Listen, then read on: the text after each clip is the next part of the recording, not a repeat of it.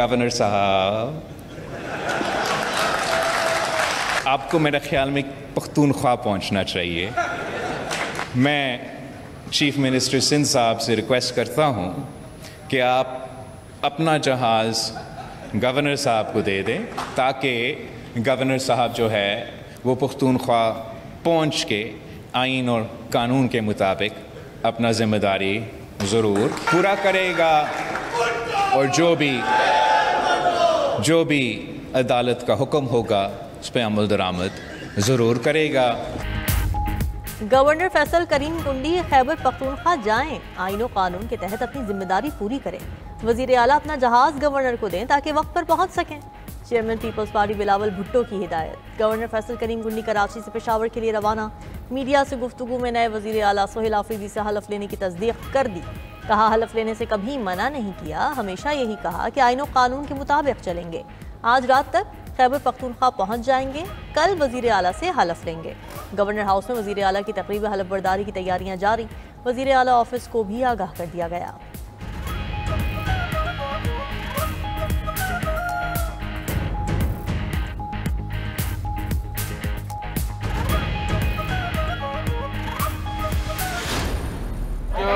जमहूरियत की फतह हुई है, आज कानून की फतह हुई है और हम ये chief justice Peshawar high court और पेशावर हाई कोर्ट का शुक्रिया अदा करते हैं। पेशावर हाई कोर्ट ने मेरिट और इंसाफ का साथ दिया। 26वीं तरमीम के बाद ऐसा फैसला जुर्रतमंदाना है। पीटीआई रहनुमाओं का अदलिया से इजहार तशक्कुर। असद कैसर बोले, बच्चा बच्चा जानता है वज़ीर आला का इंतखाब आइन और कानून के मुताबिक हुआ। सोहेल आफरीदी नए जोशो जज्बे के साथ सूबे की खिदमत करेंगे। हम हालत जंग में हैं, एक दूसरे का साथ देना है। सदर पीटीआई के पी जुनैद अकबर बोले, अदालत ने आइन और कानून के मुताबिक फैसला दिया, गवर्नर किसी गैर कानूनी काम का हिस्सा न बने। चेयरमैन पीटीआई बैरिस्टर गौहर ने कहा कि पी में तब्दीली के बाद बानी पीटीआई से पहली मुलाकात हुई। बानी पीटीआई ने सोहेल आफरीदी को वोट देने पर तमाम एमपीएस का शुक्रिया अदा किया। अली अमीन गंडापुर को भी सराहा। सेनेटर अली जफर का कहना था, बानी पीटीआई हर किस्म की दहशतगर्दी के खिलाफ है। फौज हमारी है, शहदा भी हमारे हैं। हर मामले का सियासी हल निकाला जाना चाहिए।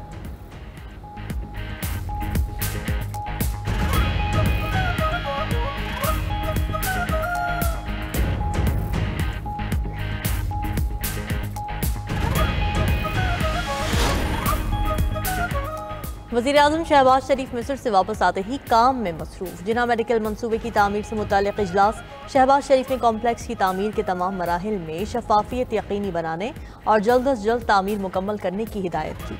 वज़ीर आज़म ने शुरका को दौरे मिस्र से मुताल्लिक़ आगाह किया। शुरका ने डेस्क बजाकर वज़ीर आज़म को सिफारती कामयाबियों पर खिराज तहसीन पेश किया।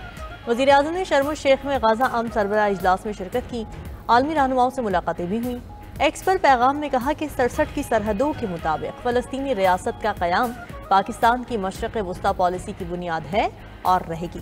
अल-कुद्स शरीफ फ़लस्तीन का दारुल हुकूमत होगा। Would you like to say what you said the other day? I think it was so nice. Please. Thank you very much, my dear President Trump. आलमी स्टेज पर अमरीकी सदर का वज़ीर आज़म शहबाज शरीफ को खुसूसी प्रोटोकॉल।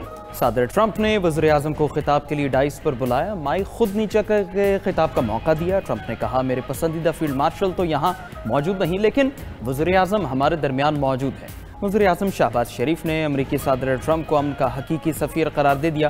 कहा, ट्रंप ने पाक भारत जंग रुकवा कर लाखों जिंदगियाँ बचाईं। सदर ट्रंप अमन के अलंबरदार हैं। अमरीकी सदर नोबेल इनाम के हकदार थे। ट्रंप को एक बार फिर अमन का नोबेल इनाम देने की अपील।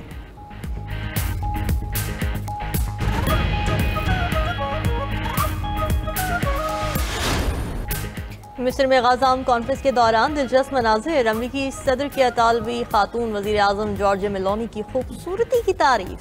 साथ कह दिया, अमरीका में किसी औरत को खूबसूरत कहना सियासी तौर पर नुकसानदेह हो सकता है, लेकिन यहाँ मौका ज़ाया नहीं करेंगे। जॉर्जिया के साथ खड़े शहबाज शरीफ भी मुस्कुरा दिए। ट्रंप ने केयर स्टारमर की खिताब की ख्वाहिश पूरी ना हो सकी, स्टेज पर बुलाया और वापस भेज दिया। तकरीब में मौजूद आलमी रहनुमाओं को कहा कि इतना बड़ा मुआहदा हुआ है, ज़रा मुस्कुराएं। तकरीब की साइडलाइन पर तुर्क सदर मशवरे देते नजर आए। अतालवी वज़ीर आज़म जॉर्जिया को सिगरेट छोड़ने की तंबीह की। फ्रांसीसी सदर ने लुकमा दिया कि ऐसा नहीं हो सकता। पाकिस्तान पर बैरूनी कर्जों का पहाड़ बुलंद से बुलंद होने लगा। पाकिस्तान पर गैर मुल्की कर्ज 92 अरब डॉलर से भी तजावुज़ कर गया। पावर और गैस सेक्टर का गर्दिशी कर्जा 2600 अरब रुपए तक जा पहुंचा। वजारत खजाना ने 31 अगस्त तक के आदाद शुमार जारी कर दिए। कल मजमूई कर्जों में से 89 अरब डॉलर के दरमियानी और तवील मुद्दती कर्जे हैं। वर्ल्ड बैंक, ADB जैसे आलमी इदारों के कर्जों का हजम 42 अरब डॉलर है। पाकिस्तान 200 ममालिक का 21 अरब 82 करोड़ डॉलर का मकरूज अदायगी मौखर करने के लिए 4 दोस्त ममालिक को दरख्वास्त भी कर दी थी।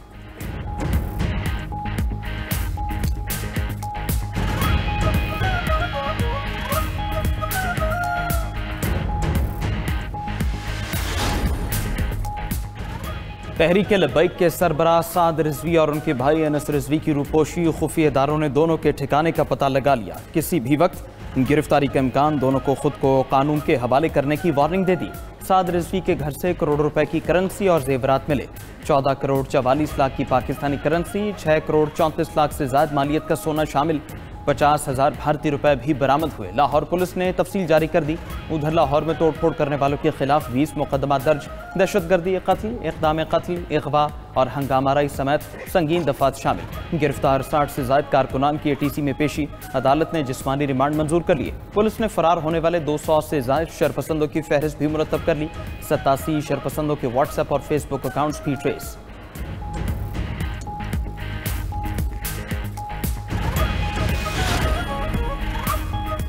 इस्लामाबाद और रावलपिंडी में 5 रोज बाद रास्ते बहाल। ट्रैफिक रवां दवा, मोटरवेज और GT रोड ट्रैफिक के लिए मुकम्मल तौर पर खोल दी गई। सूबे भर में तालीमी सरगर्मियां भी बहाल हो गईं। लाहौर में 5 दिन बाद ऑरेंज लाइन ट्रेन और मेट्रो बसेस भी चल पड़ी। लाहौर प्रेस क्लब, स्कीम मोड़ और चुंगी अमर सिद्धू पर कंटेनर्स बदस्तूर मौजूद।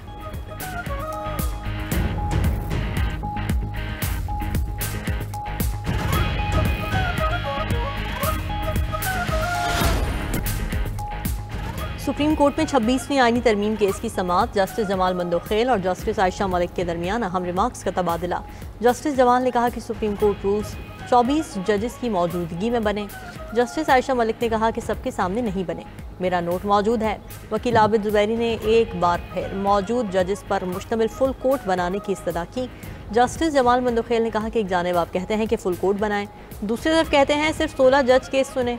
जब तक ये क्लियर नहीं होता कि एक केस आगे नहीं चलेगा। जस्टिस आयशा मलिक ने कहा कमेटी के पास बेंचेस बनाने का इख्तियार है, फुल कोर्ट बनाने का नहीं। अपील का हक भी अब जुडिशल कमीशन के हाथ में आ गया है। केस की मजीद समाअत कल तक मुलतवी। अमन के लिए तारीखी लम्हा, गाजा अमन मुआहदे पर दस्तखत। अमरीका और 40 ममालिक ने अमन मुआहदे पर दस्तखत कर दिए। वज़ीर आज़म शहबाज शरीफ समेत 20 ममालिक के सरबराहान की शिरकत। अमरीकी सदर डोनाल्ड ट्रंप ने खिताब में कहा कि बरसों की खून रेजी के बाद गाजा जंग आखिरकार ख़त्म हो गई।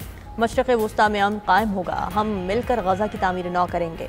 उधर अक़वाम मुत्तहिदा के नुमाइंदा जैकोब स्लेयर्स के मुताबिक गाजा की तामीर नौ जल्द शुरू हो जाएगी। अरब ममालिक, यूरोप और अमरीका गाजा की तामीर नौ के लिए $70 अरब देंगे।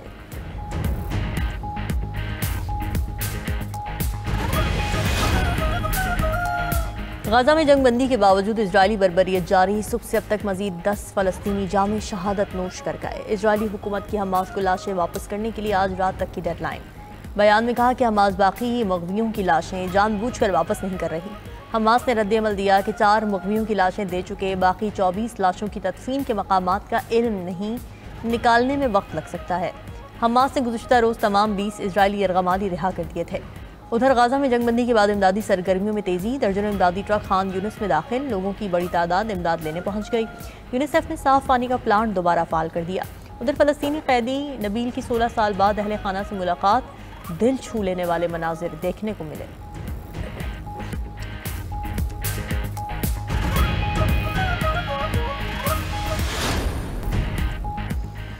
अमरीकी सदर एक साथ अमन के अलमबरदार और जंग के हामी नहीं हो सकते। जंगों को भड़काने और जंगी मुजरिमों का साथ देने वाले को अमन का दाई नहीं कह सकते। ईरानी वज़ीर ख़ारिजा अब्बास इराक़ची का कहना है कि ट्रंप को ईरान के जौहरी प्रोग्राम के हवाले से गलत मालूमात दी गई हैं। हमारा प्रोग्राम पुरअमन मकासद के लिए है।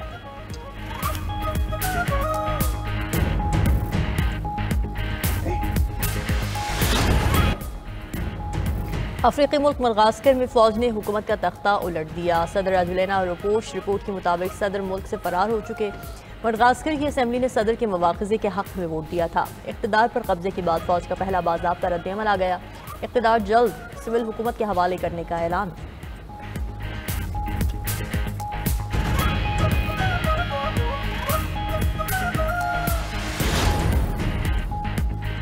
शिमाली अमरीकी मुल्क मेक्सिको में शदीद बारिश और सैलाब ने तबाही मचा दी। मुख्तलिफ हादसात में 130 अफराद हलाक, दर्जनों लापता हो गए। शदीद बारिशों और सैलाब से 1 लाख मकानात मुतासर, सड़कें पुल समेत इंफ्रास्ट्रक्चर तबाह हो गया। 5 रियासतों में बिजली का निज़ाम दरहम बरहम। अमरीका के मशरक़ी साहिली इलाकों में तूफ़ान नॉरिस्टर से तबाही, 2 अफराद हलाक, दर्जनों लापता। बारिशों और तेज़ हवाओं से सड़कें बंद, फ़्लाइट ऑपरेशन मुतासर। न्यूयॉर्क और न्यू जर्सी में भी हंगामी हालत नाफिज। बांग्लादेश में गारमेंट्स फैक्ट्री में आतिशज़दगी, 10 अफराद जाँ बहक हो गए। हुकाम के मुताबिक गारमेंट्स फैक्ट्री में लगने वाली आग ने केमिकल गोदाम को भी लपेट में ले लिया। ईरान ने 2 फ्रांसीसी शहरियों को मुरक़ैद की सज़ा सुना दी है। गैर मुल्की मीडिया के मुताबिक ईरानी अदलिया ने दोनों मुल्ज़िमान को इसराइल के लिए जासूसी के इल्ज़ाम में सज़ा सुनाई। अदालती हुक्मनामे के मुताबिक फ्रांसीसी शहरियों पर कौमी सलामती के खिलाफ साजिश के इल्ज़ामात साबित हुए, नाम ज़ाहिर नहीं किए गए।